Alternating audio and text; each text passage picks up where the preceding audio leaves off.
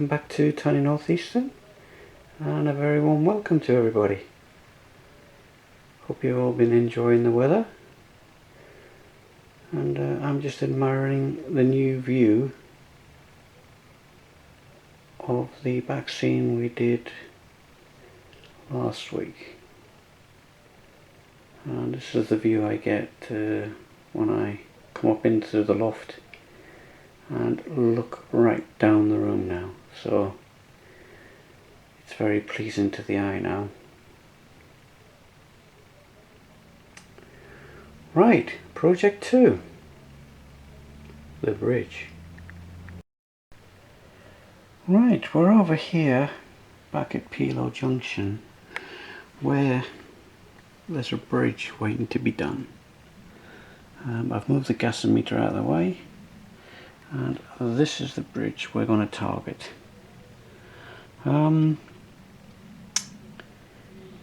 Yes, what can I say? It's quite a long bridge. It's roughly about 12 inches long, which is quite a big span. And what I'm going to use to do this bridge is the old coffee stirring sticks, which I'm going to create a ledge on there to sit the panels on. So the panels I'm using are these panels, solid resin panels. Can't remember where I got them from. I'll have to check and then let you know later on in the video. And yes, they're going to sit on there like so. Right, so it should be quite an easy project. I'll have to make the capping stones for the 2 buttresses this side and the 2 buttresses on the far side, and this retaining wall here. So included in the project is the bridge and this embankment here as well. I might as well do that as well at the same time because I'm in the area. Okay, the first thing I'm going to do is these coffee stirrer sticks. I've doubled them up so they're twice the thickness for this, so it just gives it plenty of a ledge for the side panels to rest on. So first things first, we'll glue and pin these in place. Okay, I'm just going to use PVA wood glue and some track pins to hold this in place.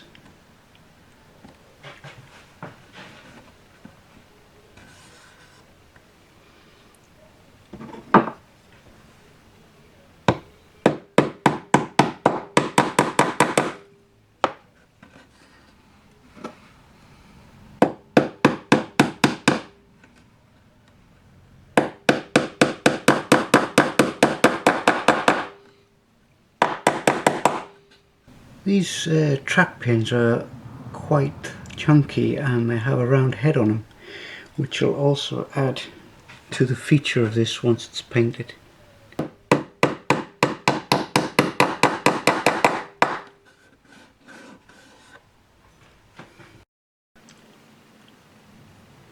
Right, as you can see, I have now pinned on the actual supports which are going to be holding the resin sides, and the next thing to do is to mark up the resin sides for cutting. Basically just going to slide them on there like so, make sure they're touching the buttresses, mark across the middle with a pencil, and then you can get the center line. So what I'll do is I'll cut both pieces on that line, and then I'll switch the sides over so the 2 flat sides will get glued together. That is the plan. Okay, now you can have a closer look at these panels. They're well detailed. They are resin molded, and if you look at them, they're not perfect. If you look down there, there's a little curved edge, and that's got to be sanded off. I've already pre-cut them to size, and all I'm doing now is, if you look at the moulding, it's slightly raised in places. They're not perfect, but all I do is just sand them down to get them a little bit flatter and neater. The curved edge on the base, you can rub that backwards and forwards on a flat piece of sandpaper. That should take it out. And then you just deburr the sides, ensuring the edges are flatter. It doesn't take much to take that curve out and to make them flat. Okay, so that's the edges done. I've cleaned them up, so basically all I've got to do now is glue the ends together. Okay, I have now glued them together. I put glue on both edges, rubbed them together, and then used a straight edge just to keep their sides level or straight. So I shall leave that to go off. I won't touch it until tomorrow now. Right, while the glue is going off on the girder sides, I've just installed these capping stones, using the method that I've used on all the others with the old lollipop sticks, and then scoring them across here with the old saw. So I'm just waiting for them to go off as well. So I've done that side and the far side. Right, what I've done here is, a while back I built a bridge and there was loads of these strips left over from the wheel's girder plates. So what I've done is I've super glued some of these along this edge just to give it a little bit extra detail, and also to take the flex out of the plates as well. So I've done it to the top edge, and I will do it to the bottom edge as well. Even though it's a little bit convexed, I'm sure it will glue along there nicely. And I might put a little bit in the middle on both sides as well. This side, where you can actually see them, where they've machined the mould off, will be the inside of the bridge. So if I put a little bit down there, I'm going to have to allow for the MDF. Right, as you can see, I have glued the edge plates on that were left over from the wheel's girder plates. And if you're interested in these resin side plates, you get the pair for $6.99, and they're from eBay.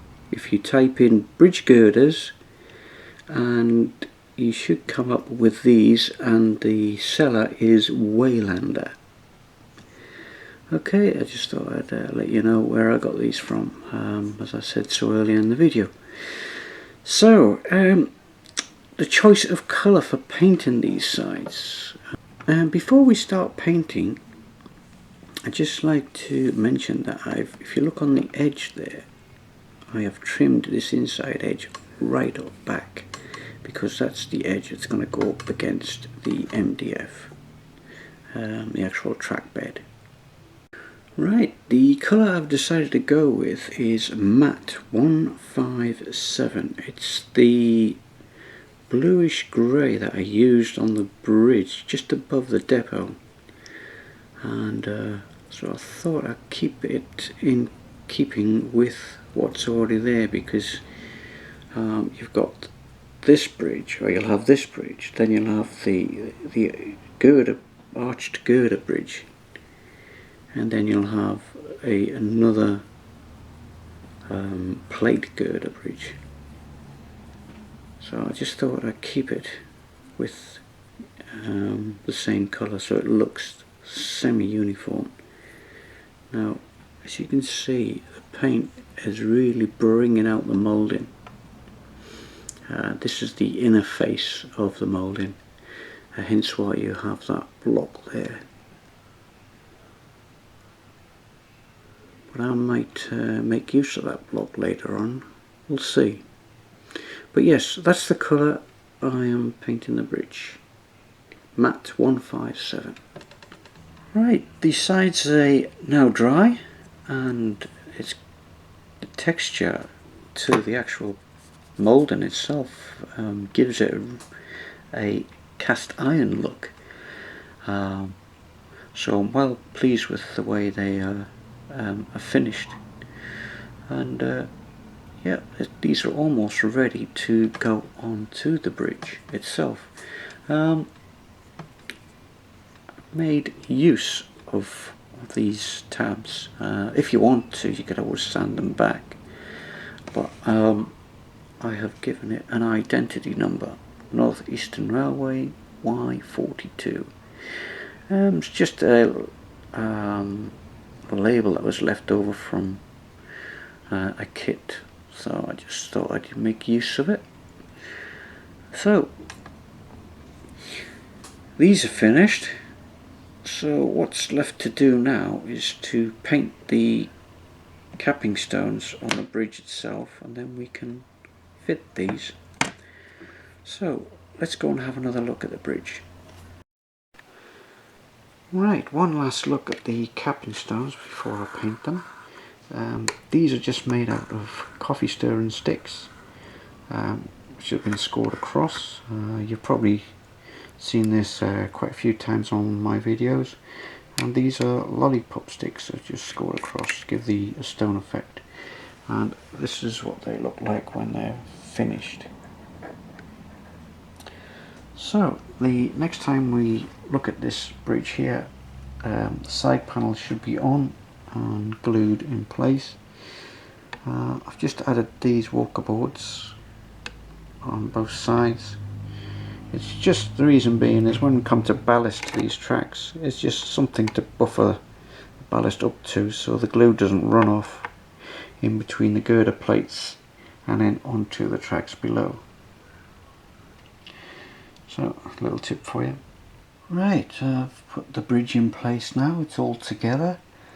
I've actually weathered the girder panels as well, and it's come out okay. I'm quite pleased with the way that's come out, and that's another bridge added to the layout. So it's 3 I've done this year. There's that one, that one,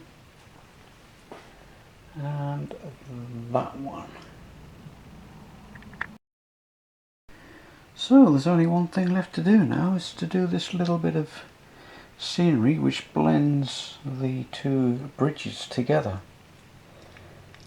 And the only other thing that'll be left to do to this is to ballast the tracks once we've completed the gap. Right, as you can see, I have now added some trees and some foliage to the embankment, which now finishes this bridge completely now. So that is project 2 finished. So I hope you've enjoyed what you've seen, and I'll see you again next time. Thanks for watching now. Bye.